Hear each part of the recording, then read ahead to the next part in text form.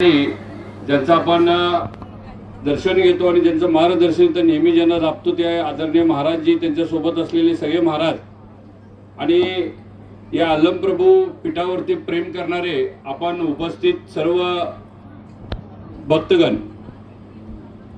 मला थोडं यायला वेळ झाला आणि आलेल्या माईक पण मिळाला म्हणजे माझं फार मोठं भाग्य आहे. लक्षात घ्या, या ठिकाणी बऱ्याच दिवसानं जवळजवळ 4 वर्षानं माताजी महाराज 4 वर्षानं किंवा 5 वर्षानं जवळजवळ मी इथं आलो आणि पहिला गणमेळावा ज्या वेळेला झालेला होता त्यावेळेला आमचे काका चंद्रकांत स्वामी, कैलासवासी चंद्रकांत स्वामी आणि मालुताई स्वामी यांच्या नेतृत्वाखाली पहिला मेळावा झालेला होता आणि त्या मेळाव्यालाही मी त्या ठिकाणी आलेलो होतो आणि सुरुवात त्यावेळेला रस्त्याची झालेली होती. येताना सगळं बघत आलो तर महाराज आपण या ठिकाणी आता बसताना हळूहळू बसायला लागलोय. या ठिकाणी महात्मा बसवेश्वरांची वचनाची, महात्मा बसवेश्वरांच्या आचरणाची संपूर्ण या परिसरामध्ये, अलमप्रभूच्या परिसरामध्ये एक वेगळ्या पद्धतीचं स्थान आहे आणि अलमप्रभू महाराज या ठिकाणी येऊन गेलेत. त्यांच्या निमित्तानं अखंड ज्योत या ठिकाणी तेवत राहते आणि त्या निमित्तानं या ठिकाणी थोरल्या माताजींची इच्छा होती की या ठिकाणी गणमेळावा व्हावा आणि पहिल्या गणमेळाव्यापासून आज 20वा गणमेळावा एकत्रित होतोय. हे फार मोठं आमच्या सगळ्या या विभागामधल्या लिंगायत लोकांचं फार मोठं भाग्य असं म्हटलं तर ते वावगं ठरवणे. लक्षात घ्या, आपण नुसतंच लिंगायत म्हणून घेतोय, परंतु किमान वर्षाला ज्या वेळेला महाराज आपल्याला या ठिकाणी बोलवतील, महाराज मराठी तुम्हाला समजत नाही, समजतंय जरा समजायला लागलं इथे राहिल्यामुळं. महाराज पण फार अगदी तयारीचे आहेत, साधे महाराज नाही. लक्षात घ्या महाराज, मी एवढ्यासाठी म्हणतोय की हा जो आपण आता वरती येणारा जो रस्ता होता, या रस्त्याच्या कामासाठी आम्ही बऱ्याच वेळेला प्रयत्न केला, परंतु फॉरेस्टच्या काही अडचणीमुळे त्या ठिकाणी त्या रस्त्याच्या कामामध्ये अडचण येत होती. परंतु हे जे महाराज आहेत, या महाराजांनी सांगितलं की आता या सगळ्या पुढाऱ्यांच्या हातनं आणि कार्यकर्त्यांच्या हातनं हा काही रस्ता होईल असं मला काही वाटत नाही म्हणाले.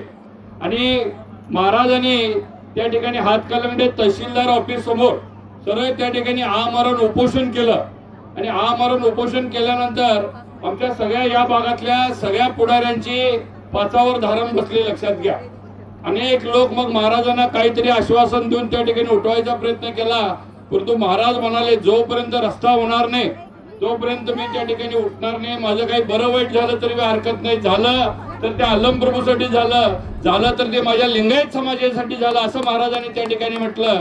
आणि आता त्याला फळ यायला लागलेलं आहे. या 1-2 वर्षामध्ये चांगल्या पद्धतीचा अगदी डांबरी रस्ता या ठिकाणी होईल अशा पद्धतीचं वातावरण त्या ठिकाणी तयार झालेलं आहे. परवाच महाराजांनी या ठिकाणी राज्याचे पालकमंत्री आमचे जे आबिटकर साहेब आहेत त्यांची भेट झाली, मुश्रीफ साहेबांची भेट झाली, आपल्या या विभागाचे खासदार धैर्यशील माने यांची भेट झाली, जिल्हा परिषद सदस्य अरुणराव इंगवले यांची भेट झाली आणि या विभागाचे आमदार अशोकराव मानेंनी पुढाकार घेतलेला आहे.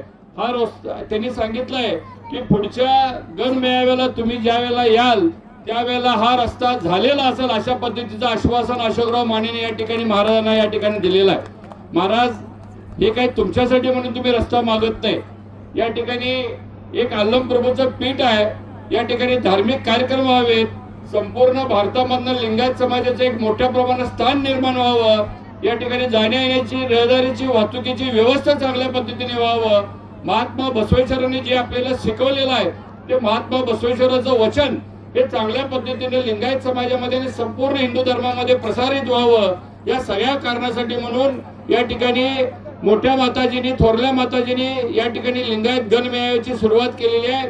ही जी संपूर्ण मालकी आहे ही या पीठाची मालकी आहे आणि महाराजांनी अतिशय चांगल्या पद्धतीनं, महाराजांना कधीतरी महाराज भेटतात वर्षातनं आणि भेटल्यानंतर खरं वस्तू एक महाराजांचं या ठिकाणी अतिशय म्हणजे वैराग्य अवस्थेमध्ये या ठिकाणी महाराज राहतात का काय अशा पद्धतीचं वातावरण या ठिकाणी आहे.